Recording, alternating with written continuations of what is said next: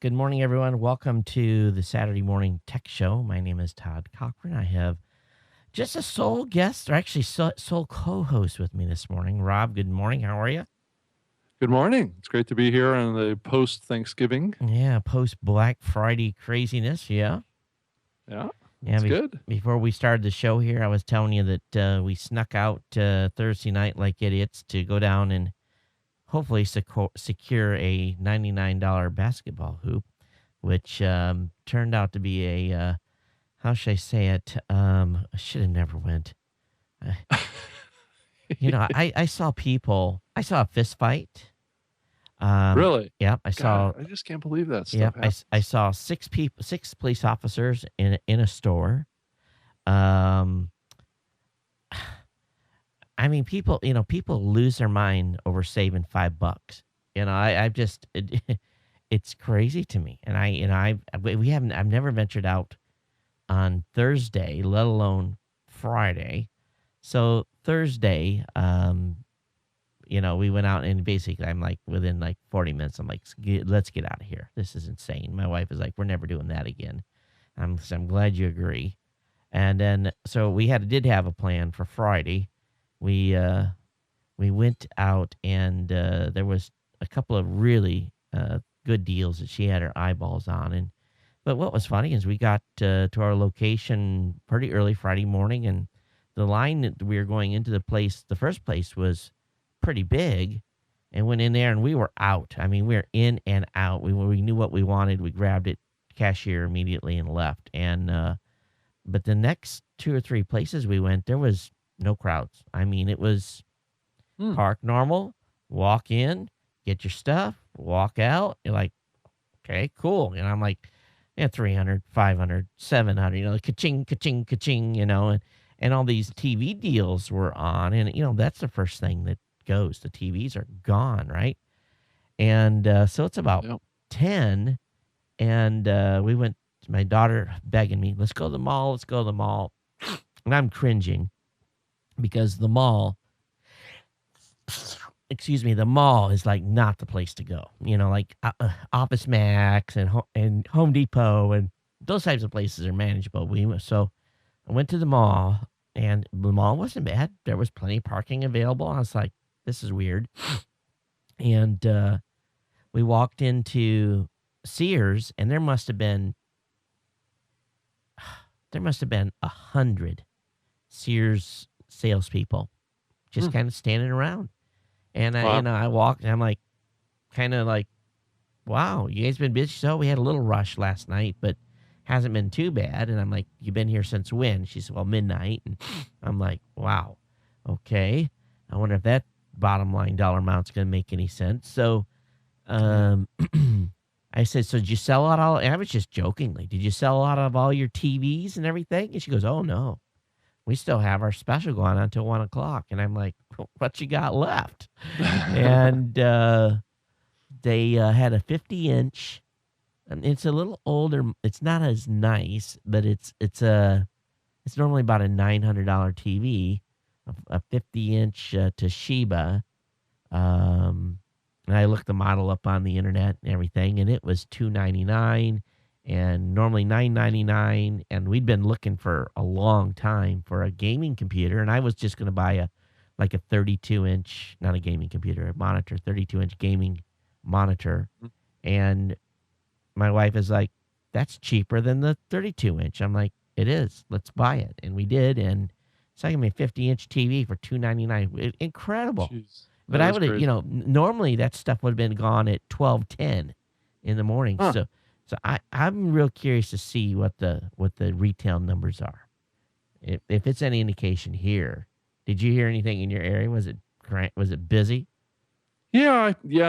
I didn't actually venture out myself, but I heard on the news. Of course, the news is always covering the stampedes and the people getting trampled and things like that. It's always the hot story of the night. Yeah. So it was. I think it'll work out as something that was fairly smart of the retailers to do, but it isn't the kind of thing I rush out there. I don't really have anything that I need, so Yeah, and and there was just it really gets back to that. and did I really need that extra TV? Well, the kids have been playing on a smaller one, and it's something that we'd been talked about. We'd actually been talking about it for a couple of years, Yep. and I don't have a house full of TVs like most people do. I got a house full of computer screens, Yeah. but so anyway, it's just kind of overall, I was by 10:10. I'm just sitting and watching people, and tell them I'm hungry. Let's go eat. Let's go eat. Let's go home. We're done, and we were home mid morning. So I guess it's all good. Hey, but anyway, before we get into the full blown content today, just want to take a moment and thank our sponsor. I want to thank the folks over at GoDaddy for being a sponsor here this week of Saturday Morning Tech Show. And you can find all my promo codes at geeknewscentral.com /GoDaddy. I actually forgot to turn on my little program here. Let me see if I can get that turned on. But what I've got is I've got a couple of great deals for you here through about, one in particular through December 7th. And Pearl Harbor Day, as we commonly refer to here in Hawaii. But what I've got is let's do this. 495.coms. Basically, you're going to get .coms at $4.95. You get up to 3 of those. So definitely use that for Geek 495 code, Geek 495. And there's a brand new deal we just came out with. Let me show this to you. If you have a secure website, if you need an SSL certificate or you're putting one together, and this is becoming quite being used a lot more by a variety of websites, making their experience with their users a secure one. Facebook just put everyone on secure. 499 SSL1 is the code, and this gets you a SSL certificate for $4.99 a year. Now here's the trick: sign up for 10 years and get it for $50. Because if you just do 1 year, you're only going to get that $4.99 code once, and then the renewal is where you really get whacked, $15-16. So use that $4.99 code for as many years as you think you're going to need that SSL certificate, and that's a great way to make your domain secure. But I want to thank the folks over at GoDaddy for being a sponsor here this week of Saturday Morning Tech Show. And definitely check all those out. Again, geeknewscentral.com /GoDaddy for all the promo codes. Hey, Todd, that whole secure certificate concept, I think there's probably going to be more and more people doing that, right? I mean, I think it's a hot area going forward. I would think so. It's one of those deals where, you've got, so much stuff going on. You've got all these hackers doing stuff, and I heard about some hacking going on this weekend. I haven't heard back, but I heard that some folks' DNS got hacked on some GoDaddy accounts this weekend, and so I haven't heard what's going on there. But that and weak passwords. People people are setting themselves up for fall when they use weak passwords. So that's one of my challenges here. Is I've had so many accounts on so many different sites. I just now have to use a program to generate passwords. I can't come up with my own combinations. And if I do, I find can't remember them. or I fall into I do a sequence and then a sequence, Yeah. And so it's, it definitely is a, there's been a lot of discussions about passwords here recently too. Well, yeah, I think I heard, was it one of the big sites, or I can't remember if it was Facebook or not, or Google, that was going to be putting all of their sites on, the HTTPS protocol. Yes. So, it's like it's another layer of encryption, right, that helps keep the data that travels over the internet secure from prying eyes. But it also tends to slow down your online connection too. Right. So yeah, it does, and so it makes your browsing experience not as fast. Let me see. I got an email here from Rick. Oh, so it looks like Rick's going to be along shortly. So we'll see how he's coming in via via Skype on his iPad. So this should be kind of an interesting interesting call when he comes in. So anyway, so did you basically stayed home? What did you do? Watch football, Rob, and Actually, I spent most of the day yesterday finishing a 1,000-piece puzzle. oh, So, that was. I didn't take you for a puzzle guy. It just one of those things that kind of just, we do kind of on an ongoing basis throughout the year. We have this big dining room table that it's got a glass top, and we just set up a huge challenging puzzle on there, and it's just something we just chip away at, over like a 6-month period of time. I mean, these are not simple puzzles. These are like adult puzzles, right? Right. And it takes months to actually make these things. So yeah, that's kind of what I did for part of the day yesterday. You know, the It's good for the brain. I'm sure it's good for the brain, but I don't have that kind of patience. You It know, takes concentration, and actually that's one thing that's really good about it, right? Is it forces you to really focus for a long period of time. oh, that's cool. Well, I want to show you something that arrived here. You know, I've already got one of these, but a second one has arrived. Oh wow! another, Okay, live stream box. yeah. So Yeah, this is the second one, and this one's going to be tied to our TPN channel at CES this year. So we're cool. actually going to use this box to, I got this great, fancy, expensive TriCaster, but the live stream folks don't make it easy to broadcast to them with like Flash Media Encoder or something like that. So just easier to have this interface, and it seems to be pretty effective. We're gonna do a real, I guess for a better word, heavy test of it. I'm gonna let the stream run for about 5 days straight and see how it does on a trial basis Before you actually take it down to CES Yeah, and use it down there. yeah. So we'll see how it does over 5 days. I've done some stress tests already with it by pushing it up to a meg Hmm. and letting it just run at a meg. Unfortunately, I don't have quite enough bandwidth here to allow that to go on for 5 days. So we're going to probably push it like maybe 460K or something like that over a 5 day period and see how it does and see how it recovers. I'm going to unplug the internet from it and, do some things that are not, how should I put it? Not, something that you would not want to happen, but generally does happen at a show. Hmm. So we'll be working on that So probably is in the that next week. box going to be mainly streaming off of like a 3 or 4G connection? Is that what the plan is? No, I'm going to have that one Have it hardwired. wired, Yeah. hardwired. Yeah. Hardwired to the $6,080, 3 meg up, 3 meg down internet Oh my, connection that I just wrote my, a check for. my God. So you That's thought $1,500 a day for internet. Is wow. that insane? So one question about the Streambox. I know one question came up when you first got that you couldn't do an embed in other websites from that streaming service. So was that ever resolved? Well, if you have and what I'm using personally for my show is the Hmm. $45 a month account.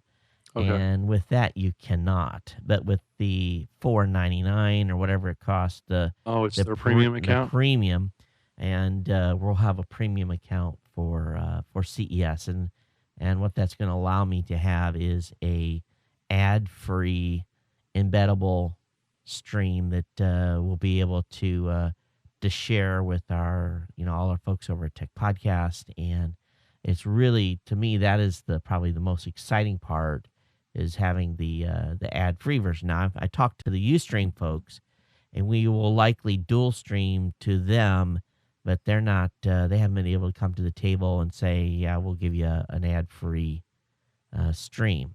We're probably just not big enough of a player to them to work some sort of a deal. But that I think the ad free live stream thing will be fantastic. And of course, we'll be talking about the accolades of ad use live stream during the show. Um, but I think it's probably a good move for us. We'll see how, just there's a lot of when you have to use a new box and there's a lot of unknown. it's kind of kind of scary, and especially when that little box is maybe your single point of failure. Yeah. But it's for $500. It might be worth for me to have another one on site just in case. But we'll see. We'll see how it all ends up and works out. But I know that you said you were coming down to CES just personally to Yep. kind of check things out. Yeah. Yeah. Definitely going to come down for the New Media Expo as well as go to CES. I'll be down there from the 6th through the 11th. That's what my plan is. So I'll be Oh, down there for 5 days, a good 5 days. oh. So I'll be So, checking out. so that's good. So that takes you through Thursday, probably sometime during the day when you fly out on Thursday, then, or Thursday night or Uh, something. I actually I'll fly out Friday morning. Oh, So okay. So that actually even works out better. Yeah, you'll get the majority of the show then. yeah, So, that was the plan. well, that's cool. So how goes the plans for CES? Is there any things that you can talk about in regard to that are coming up? Well, we're starting to schedule guests. Our booking system is online at tpn.tv. So that that's um, one of the most important things is we start booking shows, and basically people just come in and fill out. There's a little application that they fill out for live or floor broadcast. I've had a number come in this weekend. It'll hit a Monday. Monday's when the PR people will start getting focused and start working um, on the components. We've been talking with B&H, and B&H is going to have some deals for CES from basically we'll have some deals for people during the show from B&H. So I'm excited about having them on board, and basically supporting us, not necessarily as a sponsor, but being able to put together some good deals. And then if Hmm. people use, or actually the team will benefit if people actually pick up on some of those deals and purchase them. But overall, pretty pleased with the way things are shaping up. Sponsor thing is always kind of crazy. It always comes together in the 10th hour. So it's typical. It's just a typical year. Lots of people talking, and just need to have some people start writing some checks. But our bills are paid. We will be there 100%. So we're looking forward to it. We've got a great team that's going to be out there. I think we're up to 20 now that's going to be out. More support staff than we've ever had in the past, which is kind of an interesting development for us. And we have to start thinking about how we're going to try to keep people completely employed. There's always plenty to do, but there's a certain things that just can't be done unless it's kind of a weird deal. But we'll see. We'll see how it all works out. So are you going to try and get some videos out throughout the show this year a little bit more? Yeah, we're gonna try. It's tough. I don't have Oh, 30. it is. I Yeah. only have 30 people in a backlot trailer that's their job. And Yeah. And that's what most of the big teams like The Verge and Engadget and And all those folks. CNET and all those guys are cranking out videos Yeah, each day. Yeah. yeah, they've got a whole team they're not there to cover the show. They're there to process show material, and usually Yeah. each of us have to process our own. So yeah, we're gonna try to get more content out. But I think our live blogging part is really going to help. Hmm. Every team member that's going to go, or every team will have a Virgin mobile MiFi, and we will be run. Basically, I've also bought battery systems for them. They're behind me, and so essentially, I can run the MiFi, and if I need be, run an additional stream for 12 hours straight. I got enough battery power to go 12 hours for each team. That means they're going to be carrying stuff in their backpack, a battery plus the MiFi. Then what that'll do is if their phones are acting funny, we'll at least have another mobile hotspot for them to try to Hmm. get data out. The goal is we take pictures to MiFi, those images right to our live stream, and to the live blog and text, and things that we see So it just doesn't give people the live content to watch. They also can see what's happening on the floor, short Hmm. clips that the guys take. If they take a 30-second clip of something and push it. But a lot of it will depend on this, the networks there. Yeah. If the cell networks don't cooperate, that could be all to mute. But we all know how bad the connections can be at CES, and so Yeah. it's one of those stuff may come up boom boom boom boom boom 20 at a time when guys find a good connection. But Yeah, it's probably really hard to predict what the connectivity is gonna be like when you're there, right? yeah, it's gonna be real hard.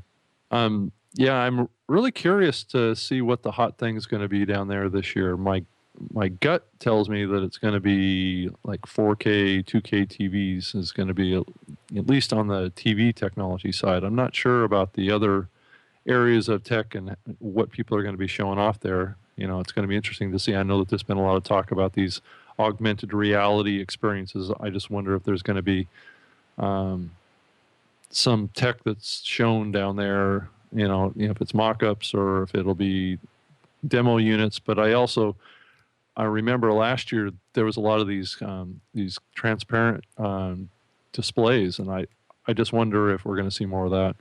Well, I'm starting to get NDA requests. They want to share with us what they're going to announce, and of course we honor NDAs for the show, unlike some other groups, and we actually truly follow the NDA rules and spirit of the law because we know they have Sure, a PR plan, and we're trying not to jack that up.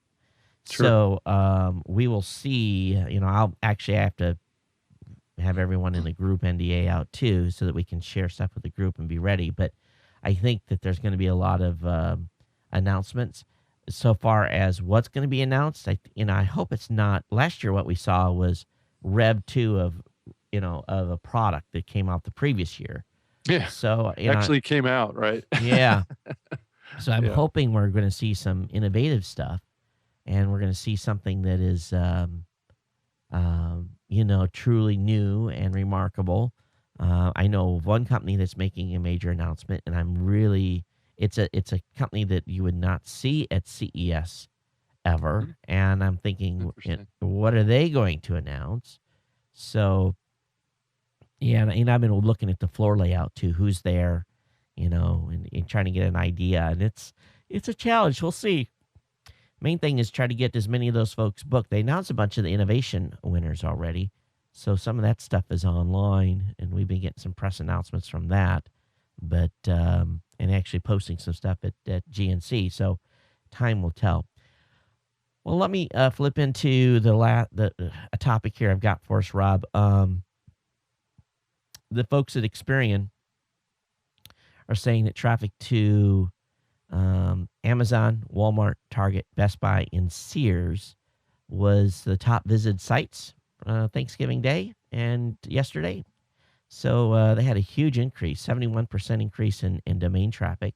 And I think people are just sick and tired of fighting the crowds. I think they're getting smart and shopping from home. Probably what I should have done. But the so that's at least what they're saying.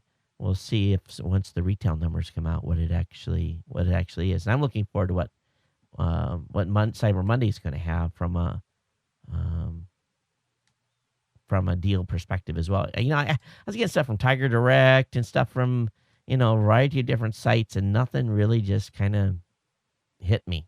There's nothing that was really super huge.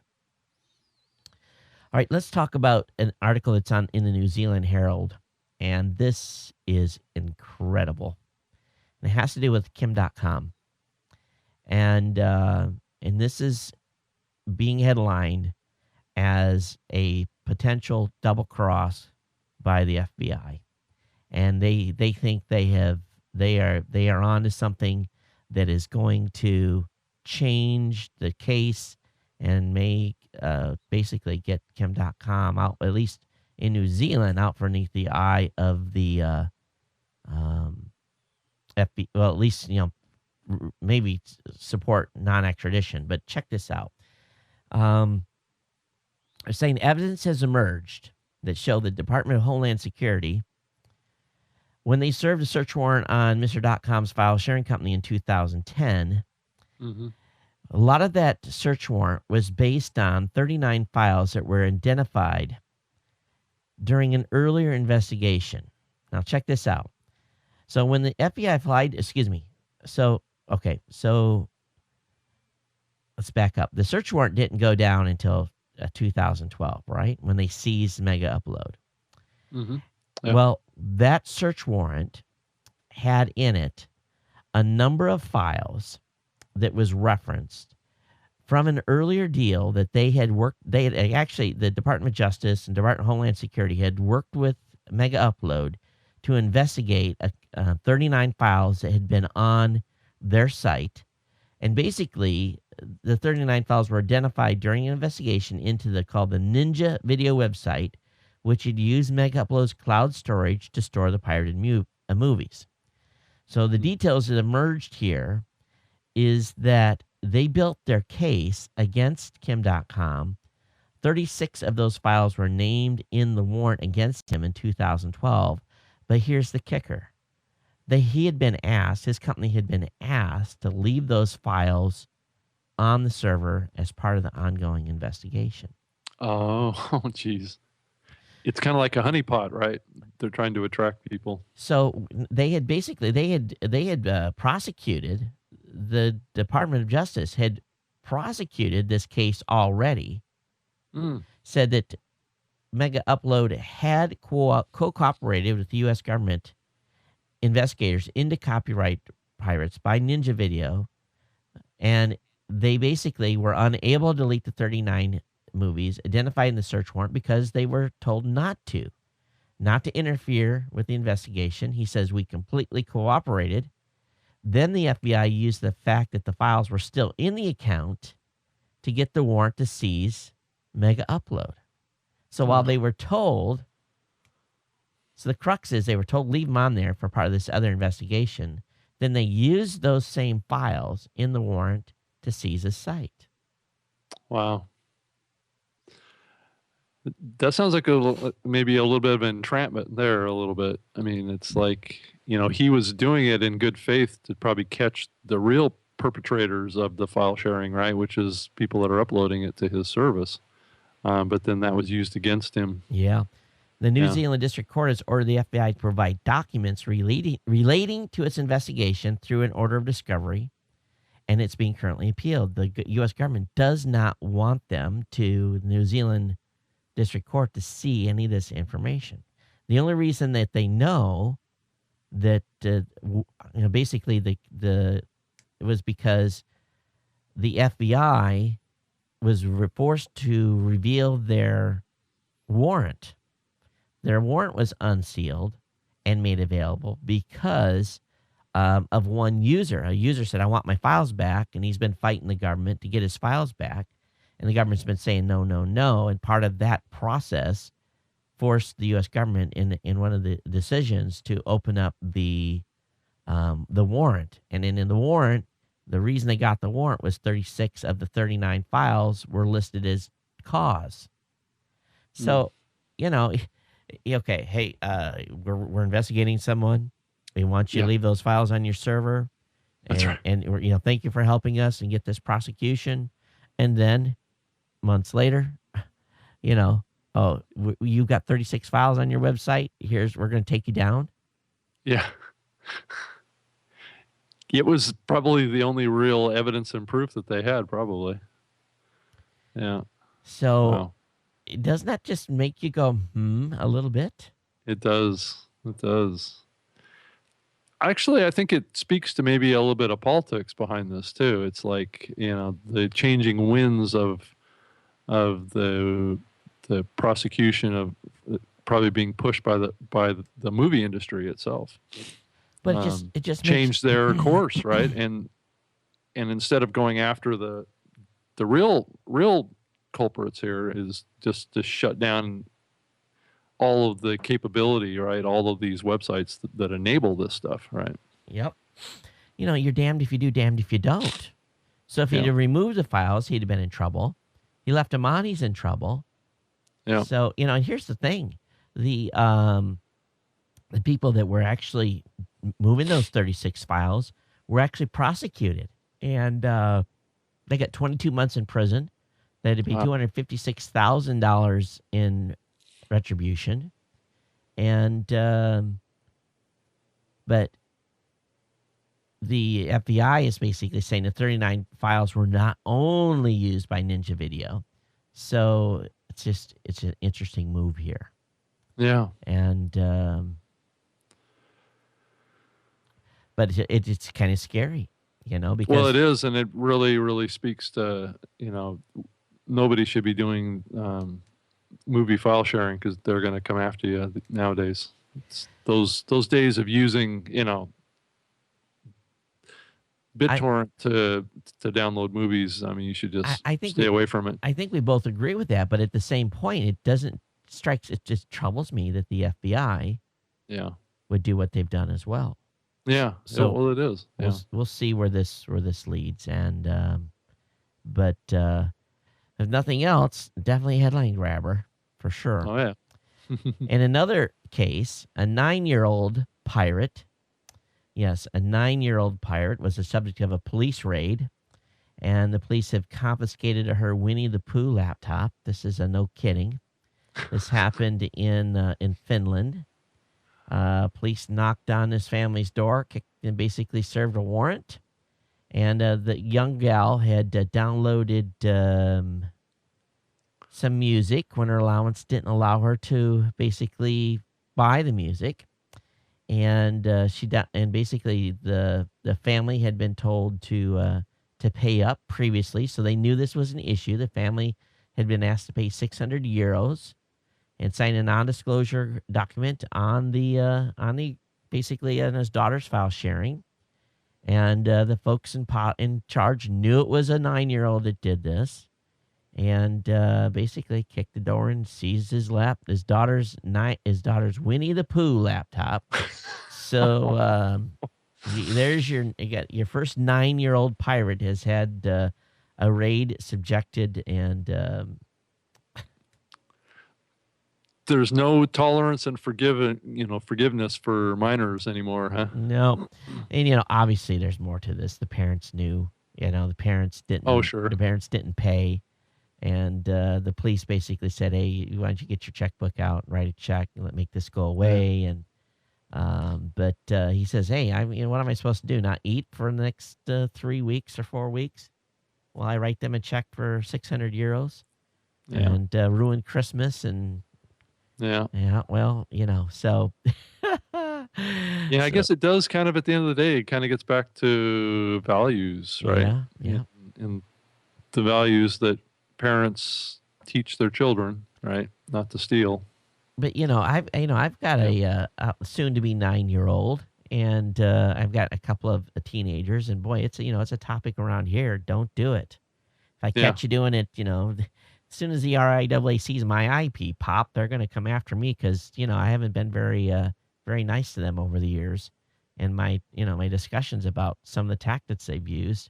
So I make sure my kids are on the up and up, and that's one of the things why I like the Zune Marketplace, when I could charge, pay that small fee every month, and they could have unlimited access to music. And that was fantastic. Subscription music. Yeah. It really was, Yep. They could have everything they could, devour in the inventory. Yep. So anyway, Rob, make sure that you tell anybody with 9-year-olds, don't be letting them download music. Any 8-year-olds. Yeah, for sure. I think is the message there. All right, here's the rumor, and this is probably one you won't be able to comment on. Microsoft Xbox TV device due in 2013 with casual gaming and streaming. A set-top box to compete with the Apple TV. Interesting. Very much so. It is interesting. Yes, it is. Yeah. I'm sure you probably can't say anything. If you knew anything, but is there... What's your reaction to this article on The Verge, or can you even react? Oh, I can react. I think if it's true, which I can't confirm one way or the other, I think it's an interesting direction for the company. I think trying to get, that that Xbox console is that's a major purchase for people. So it's not going to reach as big of a market as a small, Roku, Apple TV type device. I mean, you can put it on, second TVs and things like that. So I think it's a great idea. I think it's a great if they are going to do something like that. Yep, keyword there is if. Yeah. So here's the headline. We're told that the set-top box is part of a two-SKU strategy as part of its next. Whoever's leaking this to The Verge, why don't you call me? Well, I'd love to hear from. I mean, really, really, honestly, I don't know anything about this, and one of the reasons that I don't know anything about this is because of exactly that, which is there are people that will leak this to the press, and the company is trying to shut that stuff down now. I mean, I'm sure. There's a lot more security around new products now than there was 2 or 3 years ago. I mean, around the company. So there's been too many leaks. Loose lips sink ships, and boy, I tell you, there's definitely some more. There's some loose lips over there. But Microsoft's Xbox set-top box work is said to be part of a broader effort to ensure its core architecture for the next generation Xbox is scalable enough to put together to run on a number of devices. We understand the company could opt to combine its core system for the next Xbox with a phone stack to deliver a phone capable of running a full version of Microsoft Xbox Live services. It has also investigated providing this functionality to TV OEMs. So interesting move here. Again,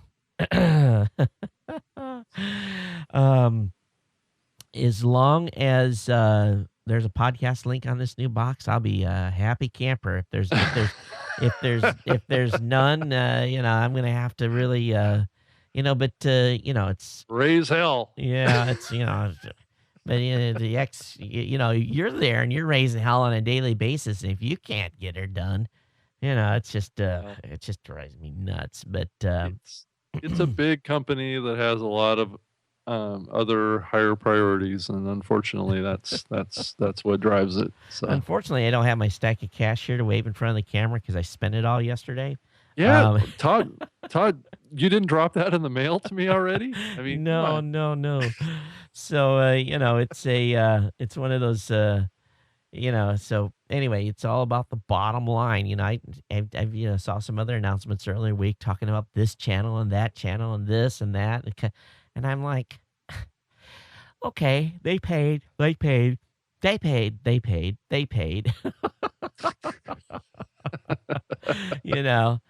license. It's all about follow the greenbacks. That's what it's all about. So we'll see. But I will say that we are now a 3-device house. We have a Wii, we have an Xbox, and we have a PlayStation. So my kids basically my wife, quite foolishly, I was not home to have made this because I don't bribe kids for doing good. You get something. But in Hawaii, every kid that is a GE student, geographic exception, in other words, they go to a school that's outside of their district, it is mandatory. You go to summer school, and you have to take 1 or 2 classes during summer school. And the reason is because if you're a geographic exception kid, you have to participate in either like orchestra or band. You have to be in one of the school's very specific high focus programs. And that's one of the criteria of getting in for a geographic exception. So because you're going to be in orchestra, you're not going to be able to take your full load. So you have to take an additional class in the summer to make up that, that being. So this summer, my wife basically said, hey, if you guys get straight A's on your GE classes, she says, I'll buy you a PlayStation 3. Well, she said this before the kids made their schedule and what classes they were going to take. So what is one class that they had to make up? Well, my son had to have at least one PE class. So he took PE. Yeah, I see where this is going. So that was an instant A, right? And then my daughter had a history class, So, how hard is a history class, right? So almost instant A. So it's just, they stacked the dent. So anyway, of course, I told my wife, don't take You that have a money. PlayStation. Don't Yeah. take that money out of my account. You take that money out of your little personal slush fund account that you have for, your part time job and everything. You take that out of yours. I end up paying for it. So, Of course. but anyway, so we got a three. So I told Ray, I said, I want you to tell me what the main difference is. He says, the main difference is I don't have to pay to be live and interact on PlayStation. I do on the Xbox. So that was an interesting. I was like, oh, I didn't know that. And maybe he'll find something he has to pay for at some point, but we'll see. Hey, Todd, do you think that we're seeing a trend towards phones getting physically larger? It seems like, with the Note, that's created an interest across. I mean, it seems like smartphones are getting larger and larger. I don't have Where's the upper limit to that, you think? I don't have it here in the office with me right now. It's on the charger in the kitchen, but I've been testing an Optimus G, Hmm. and that phone is incredibly bigger than the iPhone from a size standpoint. It's especially Hmm. bigger than the iPhone 4S, Yep. and it fits in my pocket nice. I don't notice that it's there any different than the iPhone is. Um, Personally, I like it. Some people I've shown it to, they're like, it's too big, too big. Oh, that's great, too big. And it's you this mixed reaction. So, yeah, I think about that big is where we're gonna be from a optimal size. But I've been playing, and I don't play games very often. It's one of these dumb. It's basically you run and you jump and you turn corners and you collect coins. I can't think of the name of the game, but it's something that's Yeah. pretty popular out there, and I played on the airplane and stuff.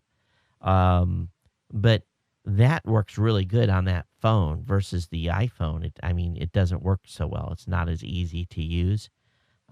So the I don't know. From going back to your point, I think they will get a little bigger because my son, my 8-year-old, he doesn't want to play the Xbox or PlayStation. He just wants to play on the iPad or on my Mm. phone. He doesn't want to play games on the big. Now maybe it's a matter of age, but Yeah, probably. I mean, a little bit. It's a age thing. It's also what kind of games you're going to play on your phone too. I think there's definitely a difference when it comes to that. And I'm definitely seeing, this kind of Uber trend of larger phablet type phones that are becoming more and more popular. I know I would personally love to have a 5.5-inch Windows phone. would you carry that? Uh, Would you carry that on a daily basis and put that in your pocket? yes, yeah, oh yeah, definitely. Definitely, I wouldn't have any problem at all carrying around a 5.5-inch screen. I've gone in and checked out the Galaxy Note 2, and that's exactly it. That's a 5.5 inch, Huh? and it's.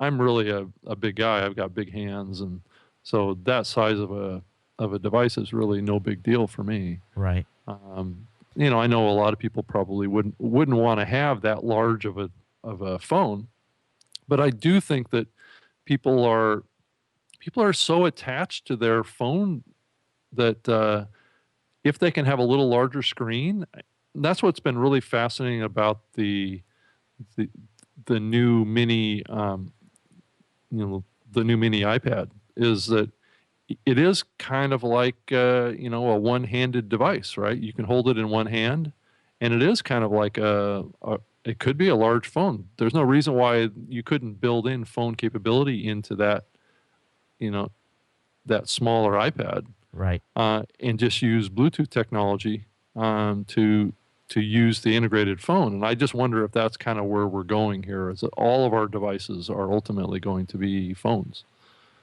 Y- Um, I don't Yeah. know. I don't know. What's your thought?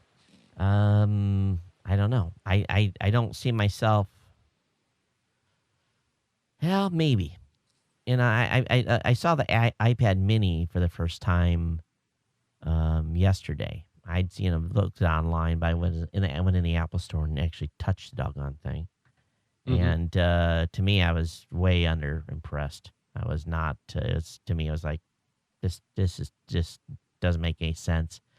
So, but if it had been about half the size again, maybe, and it might have been a more of an appeal. And that means a bigger footprint for for the device. Um, I think it's also a matter of your eyes, how good your eyes are too. You know, Yeah. when I'm playing with this LG Optimus, which is an Android phone, this Optimus G, it's big, and but I find myself doing this a lot with it.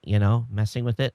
One of the guys I know said it was too big; he couldn't one-hand it. So I think it also has a lot to do with how you use your phone now, if you're one-handed or a two-handed user. Two-handed. Sure. And but I could, in the screen on it, the clarity on it is such, at least on the Optimus G, that I think it's and I was actually doing some weird comparisons. I was taking the 4S and the 5 and looking at them side by side, and you obviously the huge difference in the iPhone 5. And I took the Yeah. Optimus G and stuck it side by side, and quite frankly, I couldn't tell a difference between the Optimus G and the iPhone 5 from a screen perspective.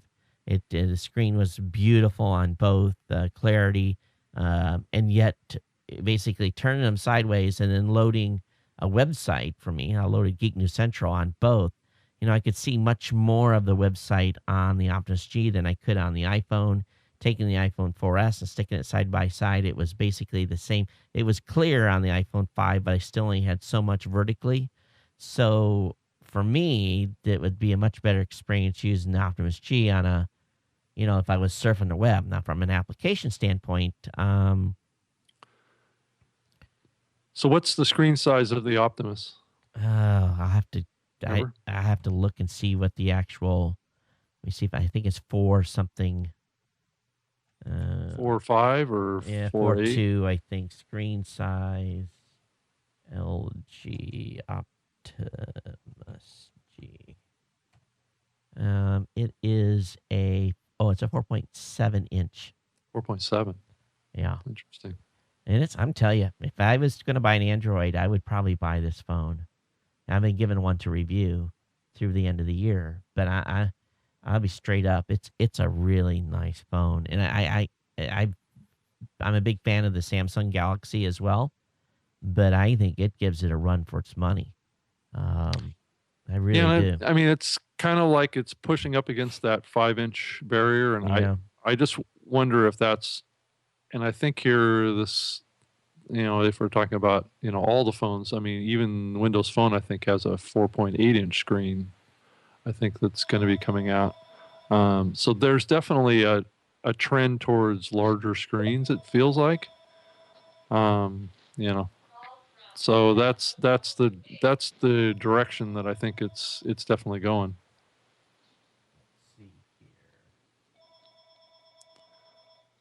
I see that Rick has just joined us. Let's see if I can get him full screen.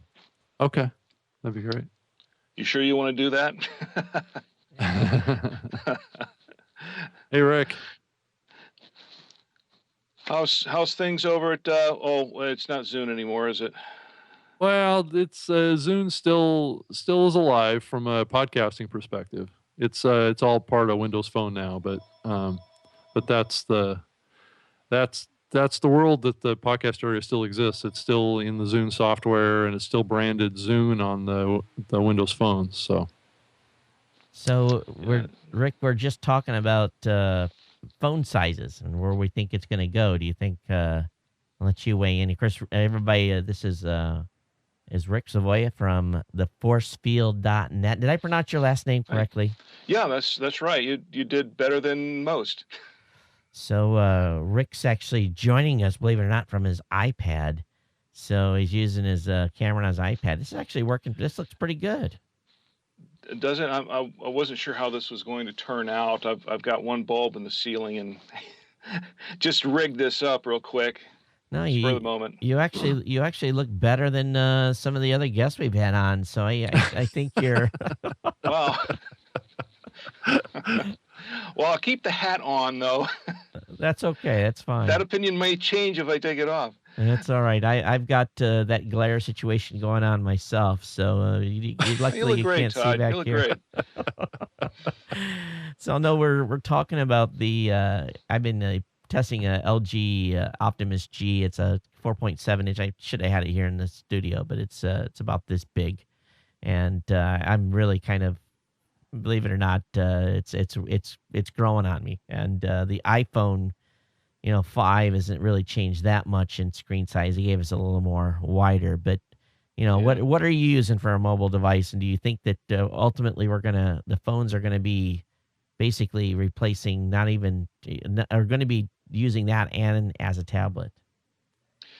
That's a good question, and I know there's several schools of thought on that, but I use a Motorola Droid X myself. I'm a Droid user, and sorry for all the Apple fanboys out there, but I love the Droid X. It's just that it's running pretty slow these days because with all the last updates that we've had, and all the increasingly um, larger requirements for processor speed. It's just getting to the point where after 2 years, it's that whole planned obsolescence thing. Really, it's time for me to get a new phone. I know I'm going to have to do it eventually. It's just going to be hard to give it up. It's just the right size for my pocket and for me to hold. Um, you know, as far as the sizes are concerned, um, I can see where sort of an interim size between a full iPad and a smartphone makes sense because it is difficult to do things like surfing on the internet sometimes on the smartphone. Even though I have watched movies, I've done some Netflix viewing on my smartphone before, and it's fine for me. But I know that a lot of people do prefer larger screens, but still something that you can somewhat fit in your pocket somewhere. Um, so I really do see that. And I was reading an article yesterday about that. They were saying how these mini tablets may wind up just replacing smartphones altogether, and I don't think that's really a stretch. I really don't think it is. Rob, when I was out in Austin last time, I met up with Adam Curry. We had dinner with him and his lovely now wife, and he had a note. And Mhm. I was like, dude, and I had not been paying attention to that particular device. And so I Yep. got to play with it there a little bit and looked at it. And it is huge, but he uses that as his phone. Yeah. And so I'm like, okay, so are you sticking this thing up to your ear? He said, oh, no, no, no. He says, I basically have a Bluetooth headset stuck in my ear pretty much all the time. Sure. And, I have headsets in my ears enough, and I usually don't, unless in the car, my vehicle is hands free already, so I don't need a Bluetooth device. But I don't have and I don't wear a Bluetooth device just in my office, and when the phone rings, I pick it up and put it to my ear. So I just think that using that in public, that big of a you would have to have a Bluetooth hanging off your ear, and it's kind of dorky. So, you know, I guess, from my perspective is it just looks dumb to be talking on the phone, and that just coolness factor, I don't have to worry about being cool, but come on, that can be ugly enough when you're on the phone in the public, but having a big one on next to your head just makes you a target. I think that, Todd, we all need to work on being more cool. well, Because when you're a geek, it's definitely a challenge. Once you get to my age, you really don't care much anymore. You- you're just happy to wake up every day. so Um, by the way, have you seen that thing they advertise on TV where you can, he wraps it around his head and it's got this little suction cup where you can stick the smartphone or whatever on the other side, and he demonstrates it by putting a laptop on the side of his head. Now that is dorky, but whoops, but that's kind of an extreme, I think. well, I think where Google and Microsoft are both going is they're going to have something for us so we don't have to be so dorky. Oh yeah. There's an article over That's right. on unwired.com, unwiredview.com, that says that Microsoft has its own Project Glass augmented reality wearable glasses computer combo in work. Yeah. So, okay, so we got another set of glasses here that are now. Augmented reality, that's another big trend that's going to hit, I think, over the next 12 to 18 months would be my guess. I've heard about them extending that to prescription glasses at some point as well. Now that's just rumor, but I think that's just a matter of time. So for guys that wear glasses, it's going to be cool because we'll just order a prescription version of these, and wear progressive glasses, and we'll be able to have this, as long as it's not too heavy, It'll just cost 10 times as much. Yeah, but Yeah. it's then your cool factor's good because if call comes, you just touch the phone, touch your glasses, and glasses. you're talking to someone, and it's pretty close to that bone back there, so you may not even need to have a speaker in your ear. Yeah, and for all those Mhm. folks like us that have to wear glasses, it's not that big of an adjustment for us, but for younger people, I don't know if they're going to want to be wearing glasses everywhere.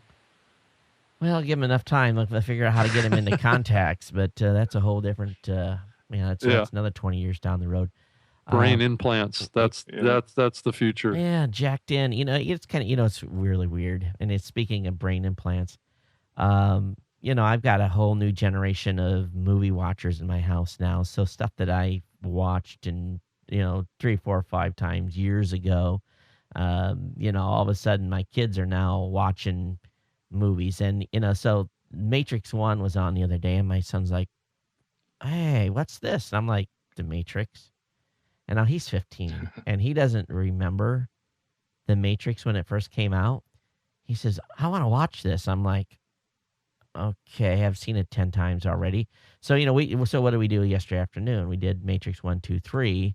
And, so of course that brings up a whole, and I'm turning my kids into nerds, brings up the whole, that whole conversation about jacking in and alternative realities. And, they think it's going to be cool. They can't wait. So for them, what, what is, to us when the Matrix came out was a pretty cool, fantasy, sci-fi, I don't know what you want to call it, augmented reality movie is pretty close to, they're starting to talk about putting implants in now already. But, they're already tracking us bad enough. I don't know if I want to be jacked in all the time or not. Well, essentially we are. Our phones are attached to us. We're jacked in, right? Yeah, Well, I look think at all we those are people kind who are of stuck on Second living Life. in an augmented reality already. I mean, if you think about it, I mean, how dependent we are on our phones and our tablets and our computers right now. I think we're moving more and more that direction every day. I used to not feel guilty about not answering email when I was mobile. So, yesterday we're out, and I was out for about 6 hours, and a couple of tech support calls came in, or tech support emails came in, and basically over the weekends, usually Angela and I handle the tech support calls because especially this weekend we're watching ourselves, and I'm feeling guilty for not answering tech support on Black Friday, and I shouldn't feel guilty, but I know I could have. I could have responded via my phone, and I didn't, and I waited till I got home. But we've built ourselves into this where we're working 24/7, and it's not, it's probably not healthy. And I took a supposed vacation last week, but I worked 8 hours instead of 16 hours. So, for me it was a vacation, but Short Do you day ever for go you, on a huh? real vacation, Todd? I mean, you're always fine here, going there, but it's always for something specific. yeah. You ever actually take a real vacation? We haven't taken a real vacation in 3 years. So well, we went to Japan for a funeral. That was kind of a vacation. And I go to CES. That's kind of a vacation. And, for me, it's a different type of, my vacations are different, or I have different levels of being able to relax. Not like my wife was talking with her sister in Japan, and they got some special flying out of Narita going to Europe, and it's a great price, and it happens in the spring, and she's looking at me wantingly, and I said, "Go ahead, go." It's buy the ticket, get to Narita, jump on the airplane with your sister, go to Europe, have a great time. Get out of the house. You deserve it. I'll take care of the kids the 2 weeks you're gone, and and then knock yourself out. And um, and it's it'll be good for her to go out hang out with her sister and get away and enjoy. Um, and she's kind of looking at me like, well, can you handle it? And I'm like, yeah, well, if we have to, we'll do fast food for 2 weeks, but we'll handle it, So yeah, that's vacations for me are just a little bit different. But we do a family, we do staycations where we go away for a weekend or something here and check into a hotel. Or it's just too expensive to fly 5 kids, or I mean 5 of us, to the mainland. Just to start Yeah. vacation, not even just leaving the driveway cost me $3,000 to $4,000, you know, just to get out of Hawaii.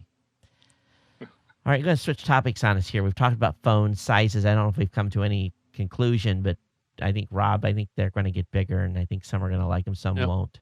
Yep. But I do want to talk about the Khan Academy. I've been following what Oh, they've been yeah. doing for a number of years here, and I'm really excited. They've updated their iOS app to work on the iPhone. So now they've made available 3,500 additional educational videos to folks via the iPhone. So this is cool, whether you're on the go or traveling or sitting around with nothing else to do. And this is fantastic because I've got a junior in high school that's having major challenges in calculus. And the Khan Academy has a lot of great calculus videos. So now I'm like, here's the iPad, load the Khan Academy, watch, find the subject that you're on, and maybe they can help. So, I just think we're at a time where, I think, Rob, you and I have talked about this in the past. The university education has its experience in the social part. But, have you looked at the cost of a 4-year education recently? I know it's expensive. I know that. I mean, it's a lot. Well, I mean, I paid a lot when I went to college, but I think it's a whole new level. Like, I guess it depends on where you go and how you go about it. If you go to a big Ivy League school, yeah, you're going to pay a lot. But I think I would recommend going to a community college for the first 2 years, and then going to a state school or that kind of a thing for your last 2 years. That's really the most affordable way to make it through college these days. Well, But I think this Khan Academy concept, I think kind of flips education on its head a little bit. I mean, I think what's going on there is just could be revolutionary. I look at, we've talked about what we're going to do here. I've got my 15-year-old son. He's talking about Naval Academy, and we're trying to make sure his grades and everything are good to go, so he can get in there. Yep. And, or at least apply, because it's a whole process to get in there. It's very difficult. My daughter's, she's kind of up in the air what she wants to do. So, we're talking about the community college route for the first 2 years, which is, doable. But even the state schools in this area is, $17,000 a year. And, that's not a small hunk of change. And, No. and then you go into other out-of-state and private institutions, you just automatically double that per year. Yeah. It's insane. It's a crazy amount of money. And, in with the new financial aid rules, and it's very difficult for them to find financial aid to cover the education. It just isn't, they basically, whatever your major degree is, if you're going to be going into accounting or whatever it is, they figure out what your average of your first year average of your first 3 years of doing that type of a job, and you get up to like 80% of that that's what you can get in financial aid. So, the whole financial aid thing is screwed up. So Yeah, and I hear a lot of experts saying that it's not worth it now to get a college education and all this kind of stuff. So it's like, I'm not sure what's happening here, but the whole backbone of the U.S. economy is built on having an educated population that can do things, learn and to create technology and create new businesses and new world leadership kind of opportunities. And I mean, we're falling behind because we're not giving opportunity to our kids to get an education these days. well, my grandmother has a saying. It's become one of my favorite one in recent years. There's a lot of educated idiots running around. Yeah. And It's kind of hard to teach common sense, isn't it? yeah, it is. So, Yeah. Rick, do you have school age kids or? Well, we are approaching that period. I have two teens now. My daughter's going to be 15 soon. My son just turned 13, and I've already told them that they better keep their grades up so they can get those scholarships. Because the way it's looking now, I don't think I'm going to be able to afford to put them through college. The costs are rising so much every year. I mean, every year you hear about another hike. Most of these colleges are just constantly raising their tuition fees, and it's so ridiculously expensive now that I really, if this trend continues, I really don't see how anyone's going to be able to afford to go to a university, or a decent college within the next 5 or 6 years, to be honest. I have some friends who did a second mortgage on their house. I told them, you're crazy. Oh, You're crazy. I said I won't do it. I won't Yeah. put a second mortgage on my house. And here's the funny thing. I planned. We put money away, and enough to help them, not necessarily pay for it all, but get them going.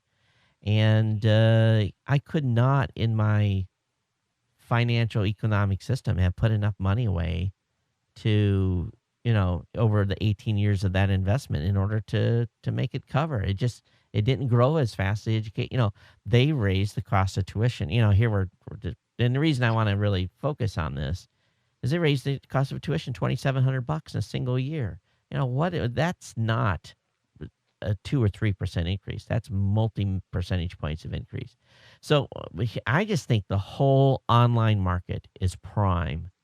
Why are we not seeing more? So we see this K through 12 stuff with Khan Academy, but why are we not seeing more purely online universities that will maybe take care of these first 2 years of basic low level crap they have to take? And Well, Todd, I think it needs to be accredited, I think is the real challenge. yeah. I think there's a lot of people that would be willing to do but that, and a that's lot of kids will be willing to do that, but it's not going to give them a certificate that they can take into an employer. But that whole accreditation thing is controlled by the colleges themselves. That's true. You're not going to change things with Yeah. And as I interview people today, I don't care so much about the degree. I care about the skill sets. Yeah. So when we hire a programmer, what do? We give them a test. Yeah. Here's what you're doing for the next 5 hours. You want this job, take this test. And break it up into a couple of sections, and then we review what they really know. And I think that's really the only way to hire someone these days I think that degree is the piece of paper for the most part in many instances, unless it comes from a really, if this person was your valedictorian or, whatever he was, or he or she, I think that toilet paper, I mean, it's toilet paper. A lot of these degrees are, because, a lot of educated idiots. I interview people, I'm like, you've got to be kidding me.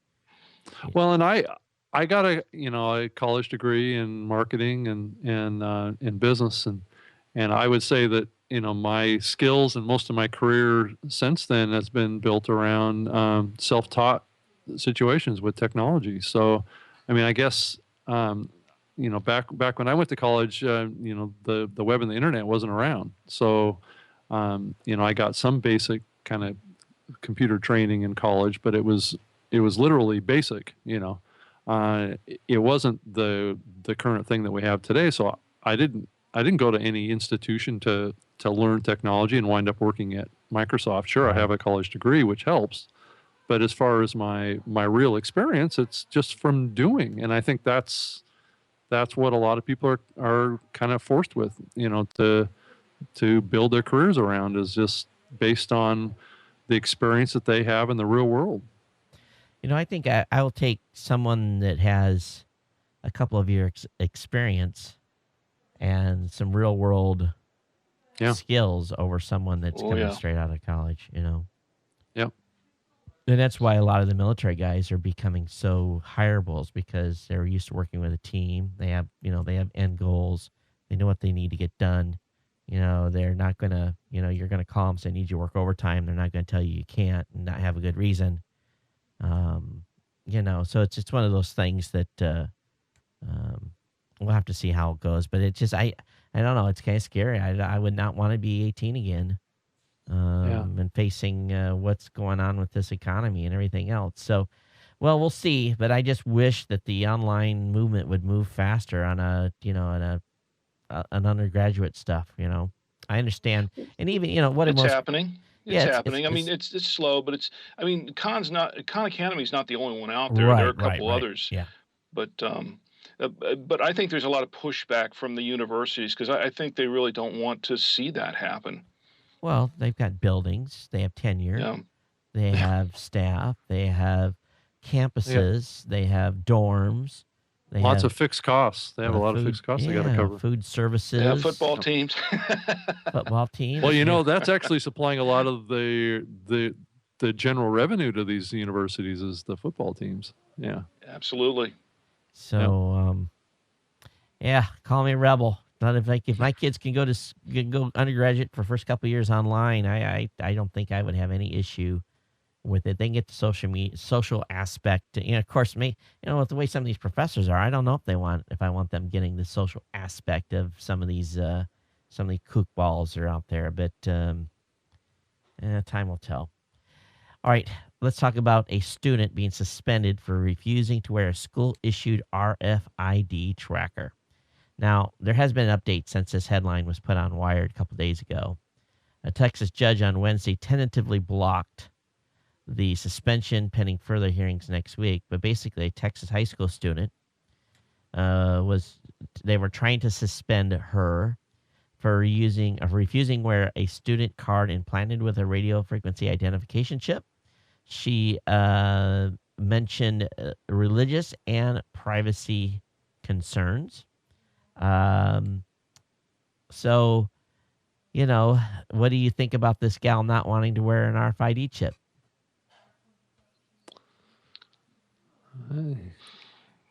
Wow. I don't, it's not that big a deal. I mean, an RFID chip only transmits when you're near a receiver. So I don't know. There's, I understand that there is some religious implications of this, and part of it is, I think some religions believe that when you're marked or you're embedded, it's a sign of the end times, or I don't know that. Believe me, I don't know all that, how that all works, and I'm sure that is part of it. But I understand the concern of someone wearing an RFID chip, but if it's just at school, for tracking of attendance and stuff, and that's what they're using it for. But why can't teachers take attendance? Yeah. Yeah, I think that these kind of chips that have been, these implanted chips have been put in pets for years, right? And it's only used you have to hold a scanner right up against the pet's body to actually detect the chip. So, it's only going to be used for very, very limited purposes unless there's at some point the capability of those chips to transmit, They're saying that the ID badge is a barcode associated with a student's social security number, and the RFID chip monitors pupils' movement on campus from when they arrive until they leave. And basically, this it's used so that the school is guaranteed to get their federal subsidy of having student seats in the students' butts in their seats for classes, and it's they're using it largely for an accounting standpoint. And also, I'm sure, tied to some sort of, parental notification. Your kid is on campus, off campus, and so forth. So, but it is an interesting move in basically claiming some privacy concerns. So, I think anytime you're in school or in an employer, you have really very few rights and privacy. I think the only place you're guaranteed is in your home to a certain extent these days. Maybe. Maybe. Yeah. But if you have your phone with you, you're being tracked.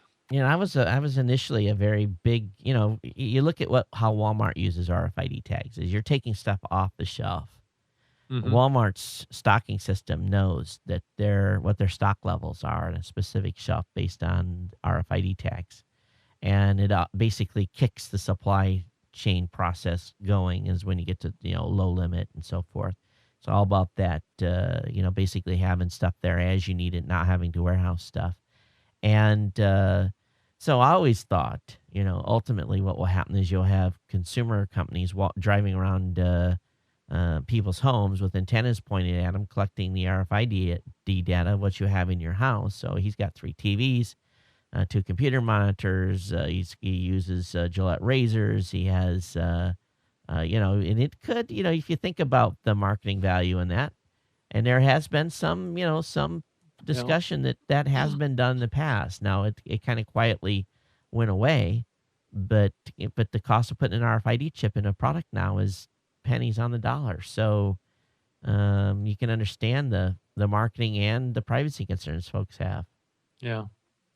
I mean, I do agree that there is concern because, I mean, I think we are going to see more computing power and wireless technologies embedded into more physical objects that are around us, and that we have a relationship or use, right, that can be sending data to, big data to track our every move and our every engagement with the real world. And I think that is clearly the direction that we're going. And I think that is part of this augmented reality scenario where our devices and our things that we have contact with on a day-to-day basis help supplement the information flow about what we're doing to help us navigate the world and do things in the world. So there's benefits to this as well. It isn't just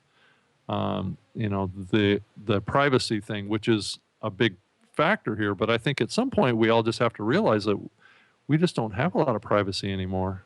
How long has it been since either of you got a new passport? For me, it's probably been about 4 years, maybe 3 years. Rick, how about you? It's been a long time. I haven't really had to go anywhere to need a passport for a while, so it's been ages. So last time I got my passport, I opted also to get the card, the built-in RFID.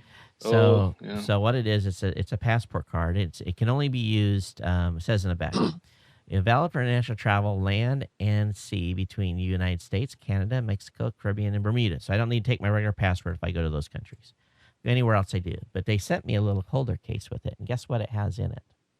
Tin foil, or aluminum foil. So basically, it says protective sleeve. On the outside, it says, this document contains sensitive electronics. For best performance, do not bend, perforate, or expose to extreme temperatures. But what it's really and guess what it has on? It's got a little lock. It's basically protect that card from being read externally by someone else. It's not supposed to read it. Now, they suggest you do the same thing with your passport, too, because your passport has the same chip in it. I thought it pretty incredible. If the State Department wants to have me put this card in a sleeve that has metal coating in it, that's telling me something there. It's telling me that they know that these can be read. It's a little disconcerting, isn't it? Well, it goes right back to this point. Okay, if they want me to have this, and I know some people, they're really nervous about credit cards and stuff now, and they do the same thing. They have you can buy these little protective cases now. People put their credit cards and stuff in. So, and also driver's licenses and different types of IDs. When I was active duty, I used to have a CAC card. And, of course, CAC card cannot be, it doesn't have an RFID chip in it, but you stick it in a CAC card reader, and it, basically it identifies you, and you have to put a PIN in. So, that in itself was, you never wanted to lose your CAC card because someone could read it and potentially gain information. But I think we just live in a world now where this is just the norm. It's not the exception anymore. Yeah, I think it's going to be, it's like this whole wallet technology is also kind of rides in line with that stuff too, right? Where everything is being done wirelessly, data is being transmitted, not via physical kind of medium like a credit card or something like that. It's being done via a wireless transmission of some sort, and those kind of things can be intercepted, and that data can be captured and stored, and so I think that there is some concern that we all should have, around the identity theft and what kind of crimes are going to be committed in the future in a world where everything is transmitted wirelessly. Well, let's switch topics here. Yep. And let's talk about an article that's on All Things D. Venture-backed commerce sites banking on TV ads to lure big audiences. So you have this holiday schedule. A handful of venture-backed companies have announced TV advertising campaigns.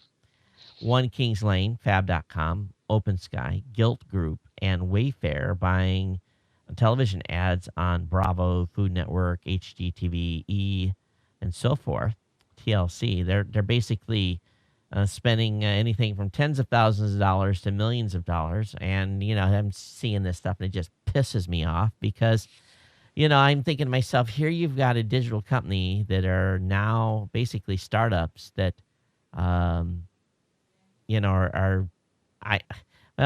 guess I shouldn't be surprised. A lot of companies advertise, but in the day of waning television audiences, I guess they feel it's still a good spend to bring lots of people to their websites. I used Gilt to buy my first Samsung's. It was basically they had made a deal with Google, and it was when they had the first Samsung Chromebooks, and it came through Gilt, but usually Gilt sells like fashion stuff, not too much electronics. So I don't know. Do you think this is a sign of the times that there's going to be more ad dollars spent in the TV space? I'm kind of Yeah. I'm kind of confused by the whole thing, to be honest, because, and this goes back to, say, newspapers. Companies are still putting advertising in newspapers, which are obviously dying out. I mean, I don't know when the last time you all read a newspaper, but I haven't actually picked up a newspaper in a couple of years. I do everything online. If I'm going to see advertising, it's going to be online before it's going to be through a newspaper. But yet, a lot of companies are still doing print advertising in newspapers, and they're as expensive as ever. It's the same sort of thing with television advertising. Radio advertising, I get, because there's still a lot of people listening to radio. But TV, I mean, look, I don't know if you're watching TV on the internet that much, but I do. Most of it is on the TV or on the Roku. That's where I see all the ads. I hardly watch anything off the rabbit ears anymore. So I really don't quite get why everyone's sort of stuck in that, throwing all their money in broadcast television anymore, to be honest. Well, and one observation I can say, I mean, if we're just speaking broadly about advertising, is that here for Black Friday, the local newspaper. Now, granted, I didn't go out and get one, but I kept hearing from my relatives that I think it was the Friday morning or Wednesday paper or Thursday morning paper, one of the two, was just stuffed full of ad flyers for Black Friday. That's the only reason we get the Sunday paper, and we get the Sunday paper, and we get one on. Oh, we get this, like the specials like that. Same thing, like the Black Friday one.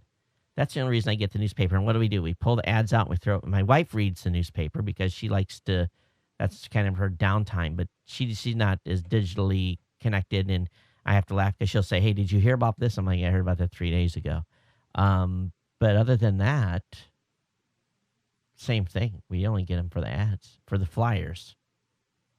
Yeah, and I think that probably the reason those retailers justify doing that is the fact that they're reaching an audience that's probably a little more offline in how they do things anyway. Because, I mean, it's probably not to their best interest if they're doing Black Friday sales in the stores to drive people to online purchase and websites. So if they're trying to get people into the stores, then probably doing ads in a kind of an offline medium is probably reaches the audience that was going to show up and wait in line for the Black Friday sales at the stores. That's just a speculation on my part. What about Cyber Monday, though? I mean, I work for an internet retailer, and I see Cyber Monday every year. It's becoming more and more of a big deal. And I see the day where Cyber Monday, which is coming up this coming Monday, is going to be a bigger event than Black Friday at some point. I really Well, I think think, so. yeah. Yeah, and I think that those Black Fridays and Cyber Mondays are kind of a misnomer. I think that they're kind of a legacy issue from the past that the retailers are hanging on to create an event. But people Yeah, can shop anytime, right? that's right. I mean, it Yeah. doesn't have to happen. I mean, it only happened like that because people were buying stuff from work, but people can do it from home now. There's certain things. If I'm, for me, living in Hawaii, the shipping options are my biggest challenge. Paying for stuff shipping to oftentimes wipe out the savings I would get if I had to go to the store and buy it. So what I'll do, and I'm a Prime member on Amazon, is if I don't need that product tomorrow and I'm willing to wait a week, because it takes 5 to 7 days for Prime members here to get stuff for no shipping, I'll look for that Prime merchant, and that's who I'll buy from. And even if it costs just a little bit more, if I can get the shipping for free, it saves me the money. And oftentimes, though, I can't find a product that's not, something that's not available via Prime. And that's generally the only time now that I don't shop online. If I really, the shipping costs just kill me.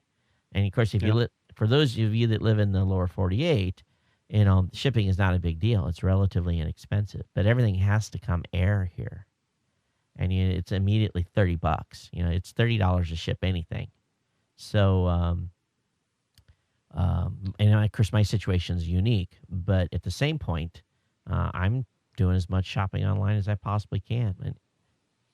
But as a general rule, from the point of view of a retailer who's going to decide where he's going to spend his advertising dollar, especially when there aren't as many to spend anymore in this economy.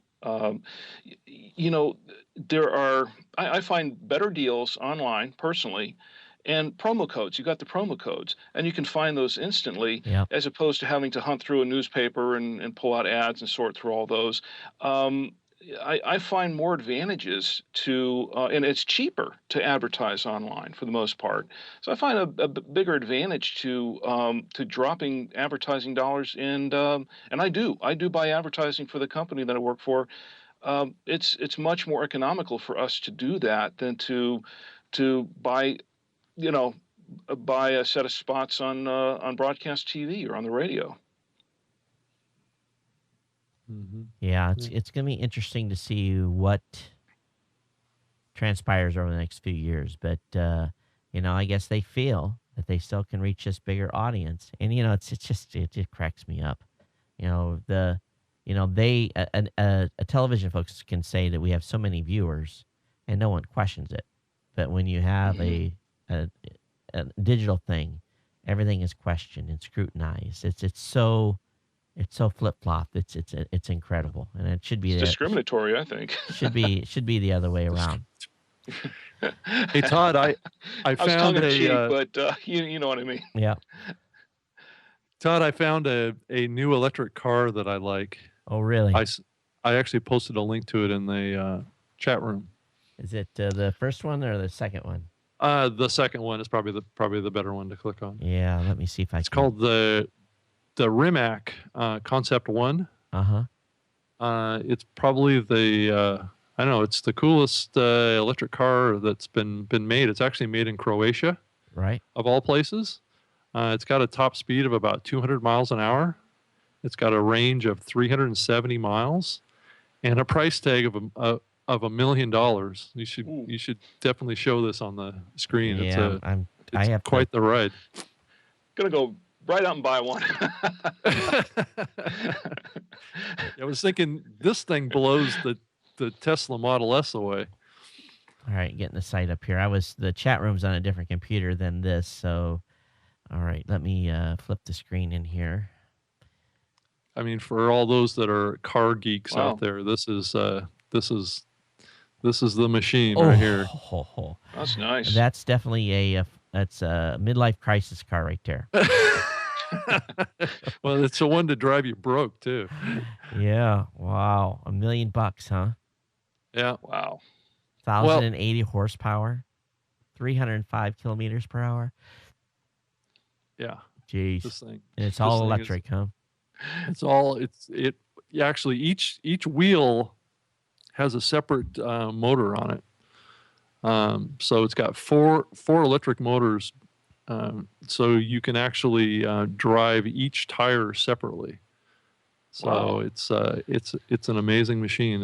It's got I think I read it's got 91 kilowatt hours of battery in it. So it's just it's tremendously. Actually, it's $998,000. So it's actually not $1 million, but Looks like they use some other type of vehicle bodies to do their testing with. Is this Concept 1 introduction? Oh, there it is. But a car company in Croatia, I mean, who would have thought? If I play the YouTube video, we'll get taken down for a copyright violation. So I won't put that on the. I won't play the video. Yeah. Very cool. How far will it go on a single charge? They say 370 miles. Wow. If they can do it, how come these other knuckleheads can't? Yeah. We got the Volt. Croatians can make a car that go 370 miles, and we can't get one that goes beyond 80. Well, actually, using battery. The Tesla can actually go up from 160 miles up to I think 300. So it's actually in that range. It's actually affordable. Affordable. The Model S. Okay. Yeah. How much is that car again? The base price model is 57.5. 57.5. Thousand. 57,500. Rob, I can buy two vehicles for that price.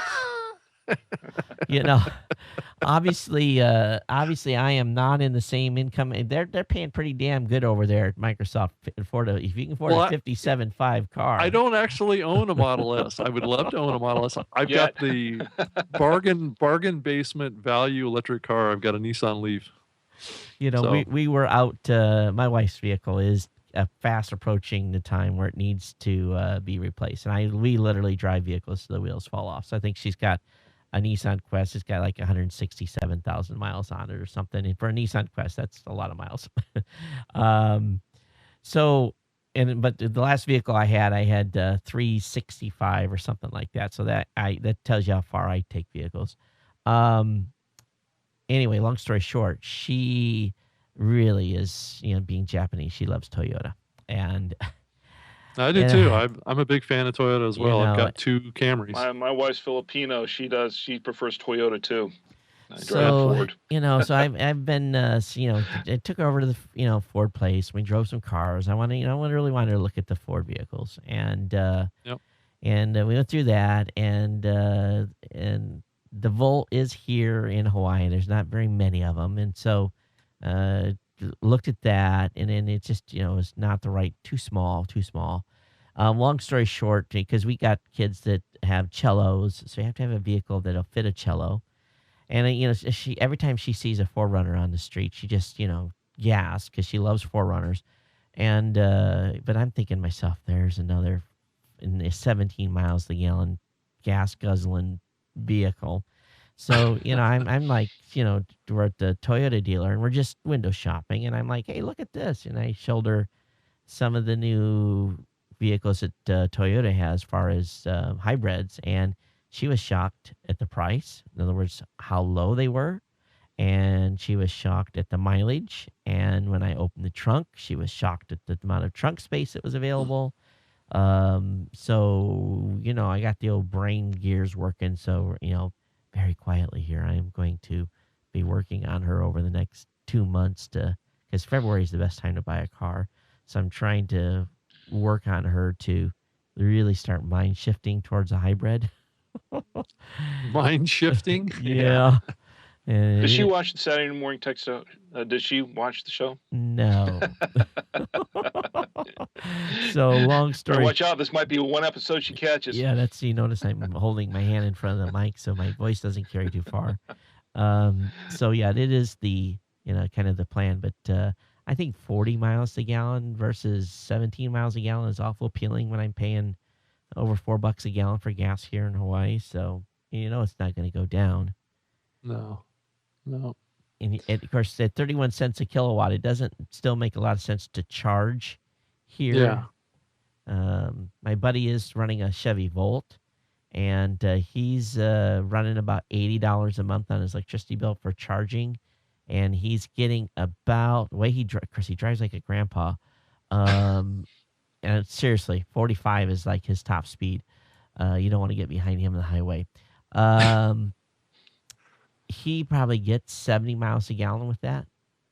Yeah. No, they do pretty well on the gas efficiency. Yeah. The question is, what are they going to look like in 5 years? In other words, if you buy a Chevy Volt now, and this is how I look at cars when I go out shopping. I look at it from the perspective, not like, wow, this is a nice, beautiful car, but I'm looking at it from, going forward in time, 5 or 6 years. What is this car going to look like in my driveway in 5 Right. to 6 years? Is it going to look this good? Is it going to run this nice? Or is it going to look like, a Ford Falcon I had years ago, a 68 Ford Falcon? That's the question. How do you think this Volt will hold up over time? I mean, that this year's model. He lived in a condo, so he had to contract to have his charging station put in, and they had to dig, and he had to get insurance and all. So it's like $7,000 to put in his charging station. Now, hindsight 2020, Oh. I think if he had found out that he was going to pay $7,000 to put in his charging station, Yeah, that's not normal. I mean, I had to but my you but you installation live of my but you live in a house.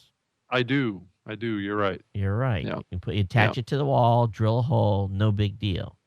He Yeah. had to, I mean, yeah, mine costs about $1,200 for the actual charging unit itself plus the wiring. So he had Still to put not in cheap. he had to put in a separate meter, run separate lines. It was big deal. Go through his association. Had to wire it so that in case someone in his next stall, and basically he 2 stalls, he had to wire it so it would support 2-stall charging. It went through a whole process. So, they haven't addressed that. There's millions of apartment dwellers. yeah, that's true. And what are you gonna, Or condos too, right? Condos, apartment dwellers. So what do Yeah. you do? Townhouse owners, Yeah. and you got associations to deal with.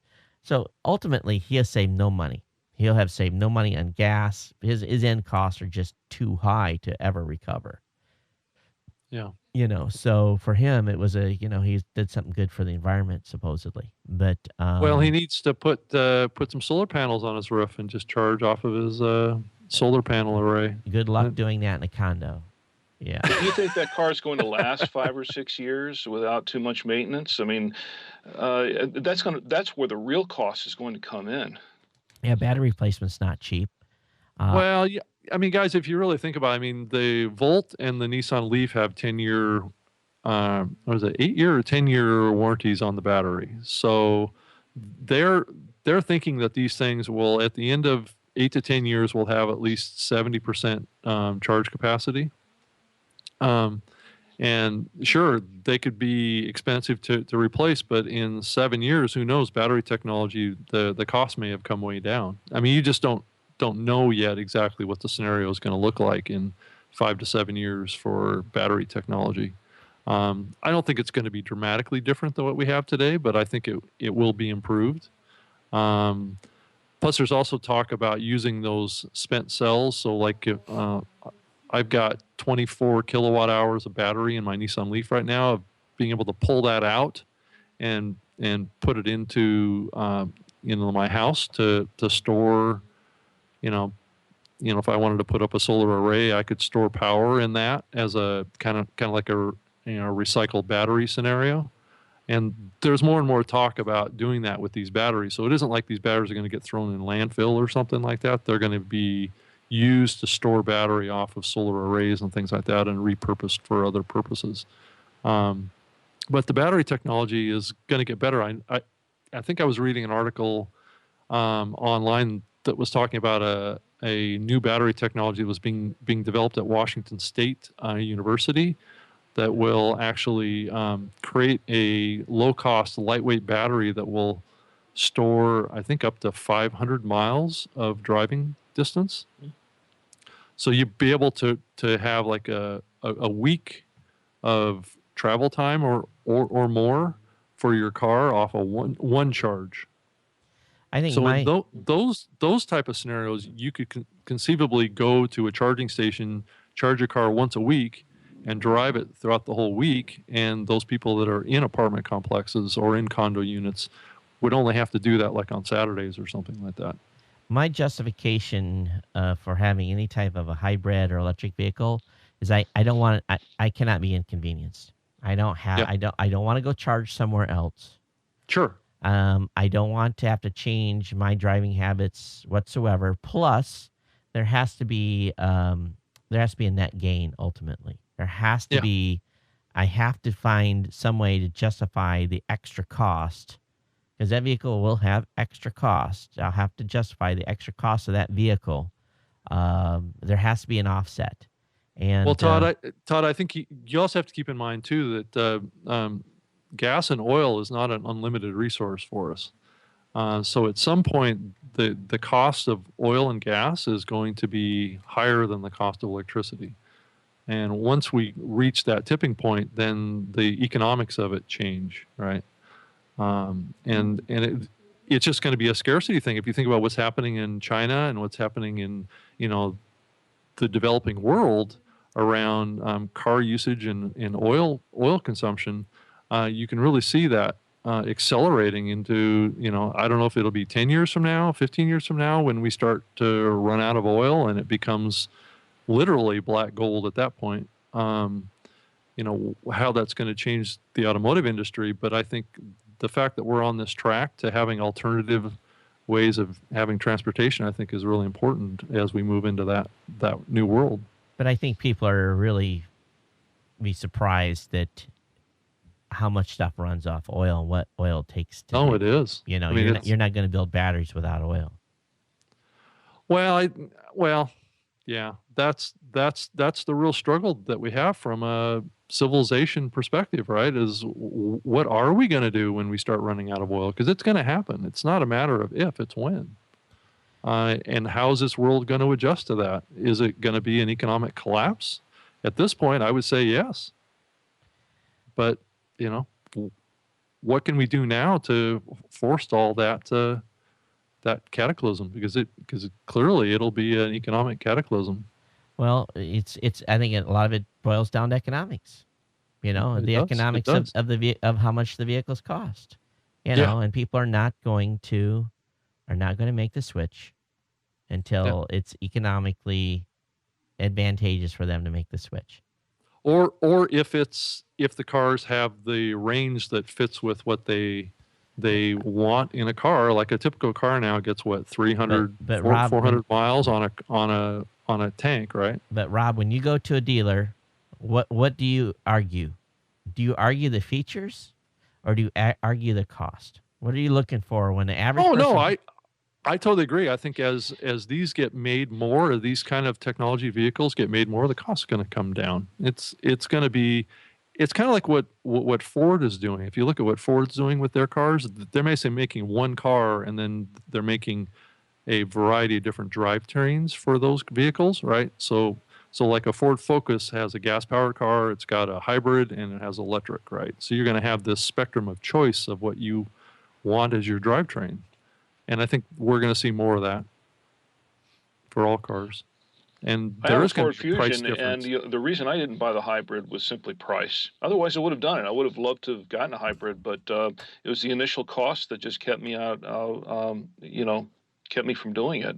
I think if the cost was a lot lower, I definitely would have purchased one. What was the price delta for you, Rick? Well, the car that I purchased, it was. And I'm embarrassed to say because I was upside down on a loan from another car that died. So it wound up being about over 20,000 for the Focus Focus. What am I saying? The Fusion that I wound up purchasing. But the hybrid one was it was like 4 to 6 thousand. I don't remember exact price, but it was somewhere about 4 to 6 thousand more, and it just that was sort of a deal breaker for us at the time. So Rob, if you look at this from Yeah. that perspective, let's say it was 5 grand. So let's do the math then. Hmm. How much does your family spend on how much first of all, what is the mileage then on this new Fusion that you have? What do you get for mileage on that, Rick? Actually, I get about 30, 31 miles per gallon. Now, I do a lot of highway driving Okay. because I commute from North to South Carolina over the border, but about 30 to 31 miles per gallon on average. So I actually have pretty decent mileage out of gas mileage out of my So car. what would have the hybrid took you up to?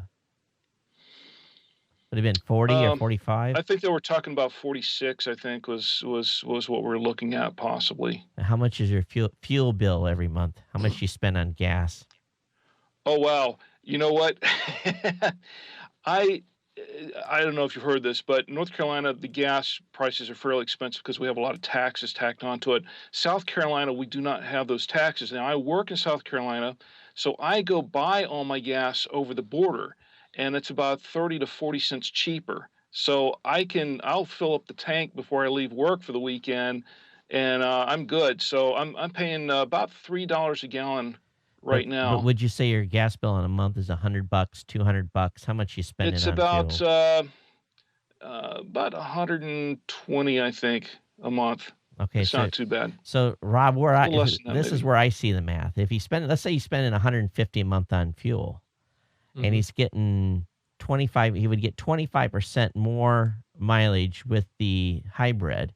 So that really is, if you look at that on let's just round it and say that he's going to make 30, he's going to gain $35 in fuel costs a month. Well, $35 over. Okay, so let's do the math on that then. So if you have 30, let's say you're saving 35 bucks let's say you're saving a tank of gas a month. Let's say you're saving 40 bucks a month, and Hmm. you multiply that by 12. Um, and so what do we end up with?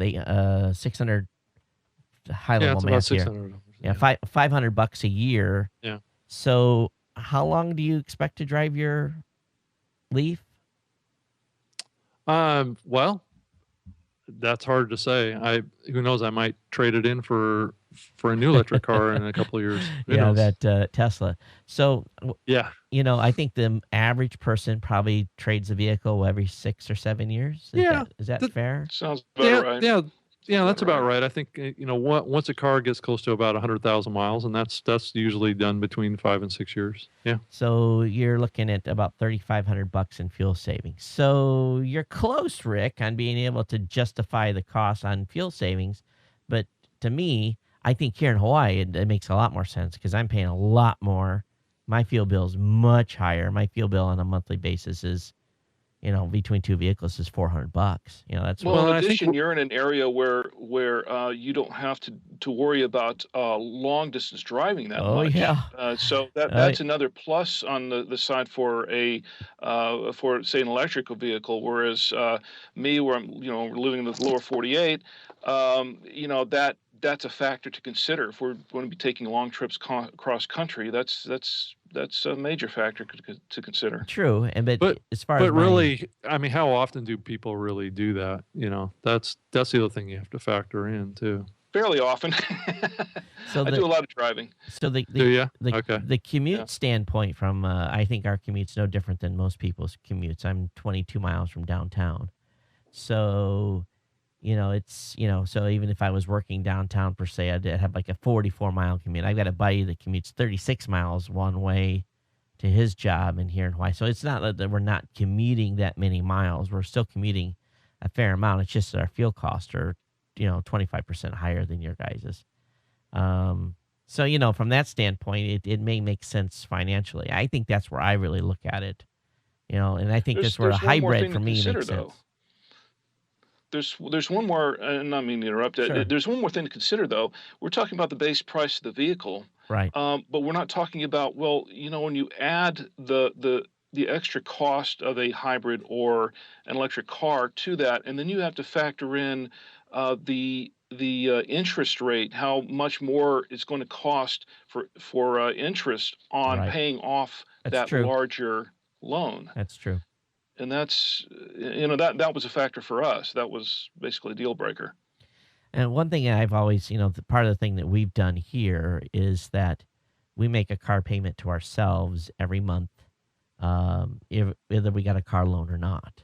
And that's how I basically pay for my vehicles. Is I pay myself, and I when I go into, I try not to have a car loan per se. That is the end goal. Or Yeah, I'm the same way. try to come in with a big enough down payment that if it is a loan, I have a very small one. Not everyone That's can very do that smart. though. But I also suffered through not having new vehicles for many years, in order to get that base, set to where I could do that. But anyway, it's here nor there. It's just different strategies. But Rob, I agree with you. Things will change over time. And I looked at the hybrid lineup at Toyota. They had 4 hybrids on the in the parking lot. Yep. So there is, and I think the hybrid makes a lot more sense for me than a electric vehicle does at this time. A Sure. pure electric vehicle. Yeah, and I think that that it's a good trend that we're seeing is that the cars, because of the use of hybrid technology and just building better efficient electric and gas powered motors, that we're seeing this dramatic increase in miles per gallon. I think it's going to make a huge difference in how long it takes us to get to a point where we start running out of oil. Is it we can just make vehicles that are much more efficient in how they burn oil than what we've had in the past? I think it's a huge move in the future. I think the U.S. and Europe will adopt fast, but I'd be very surprised if the third world does. The third world still continues to be China continues to be a huge, they've exceeded our consumption in oil. Well, but China has established mileage requirements that are actually higher than ours. So they're actually striving for better fuel efficient vehicles than we are. I think here recently, the President Obama pushed forward a mileage goal for our automotive standards to be, I think, over 27 or 30 miles per gallon. The difference, though, is we will do it. Yep. And if you know the politics and the corruption in third world countries, they can say whatever the hell they want, and it's tongue in cheek. Sure. That's true.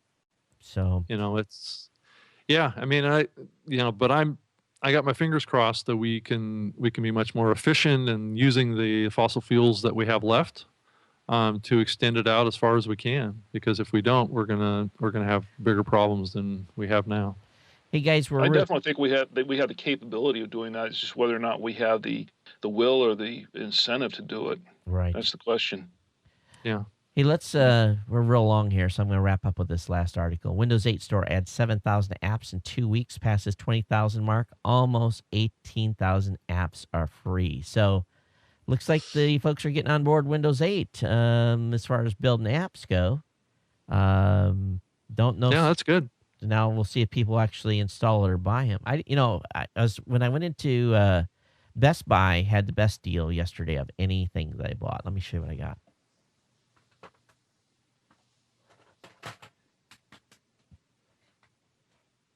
I got a Seagate 3 terabyte USB 3.0 drive for $99. And as far as I'm concerned, here in Hawaii, that was 3 terabyte for $99. USB 3, Wow. USB 3 for $99. So good deal. So I was in there, and that's why I bought at Best Buy. So I of course made the rounds, right? Had to go through and everything I'm seeing on is Windows 8 that's being shown on their displays. And I went over to. And I'm not due I don't need a desktop or anything, but I walked through that area, and the guy was like, "Hey, you want to buy a desktop?" And I'm like, "No, I'm not in the market for one." And I'm like, "How's things going?" He said, "Oh," he says, "It's been slow." I say, "You sell any desktops?" He says, "Not a one." And I thought, wow, that was revealing. Hadn't sold a single Windows 8 desktop. And I said, "How's the laptop guys doing?" He said, he says, "Man, a lot of people looking at Windows 8 than going over and look at the Macs." I was like, "Oh." So here's Not a good sign. here's my prediction. Here is my prediction when they do quarterly, whenever they have to actually reveal numbers. I think you're going to see a dramatic increase in Apple sales and a very lackluster Windows 8 sales period. I am based on just that was 2 minutes of walking through the Best Buy area. Yeah. How do you It'll like be Windows interesting, 8? is right. How do I like it? It's not bad, but it pisses me off how I can't cut and easily paste from one thing to the other. They really have blown it and making this a multi. I'm used to having. I got running right now. 1, 2, 3, 4, 5, 6, 7, 8 things on my taskbar. Try that with Windows 8. Try to run 8 things on your taskbar. Just try it. I hear that a lot. I always hear this. It's okay, but. No, just try to It's okay, but. Try to multitask with it. They were thinking about consumers. They weren't thinking about business. They weren't thinking about people that are using spreadsheets and Word documents and all this stuff running at the same time. They were thinking about tablets. That's what they were thinking about. I'm taking 5 clicks to do 5, 7, 8 clicks. What used to take me 2. There's something inherently wrong with that. Someone over there needs to be kicked in the jimmy. They really destroyed the ability to multitask with Windows 8. I think someone effectively already was. Then we have the Windows guy leave just a few days ago. Yeah. I wasn't going to say anything, but yeah, I think that there was already. It's okay, Rob. So maybe what it's going to end up happening is ultimately Windows 9 will fix some of these issues. And I think, yeah. And so this was their first attempt. Well, like I think you said it best, Rob. They ship and forget, and then they move on to they figure out where they made the mistakes, and hopefully Windows 9 will come within 9 months and or a year, and we'll see a.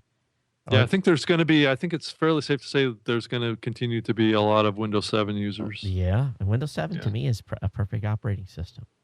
Yeah. It really is. It's I like 7. It's not. It's if all they had to do was keep Windows 7 and add the app functionality, and it'd been even better. Yeah. Don't.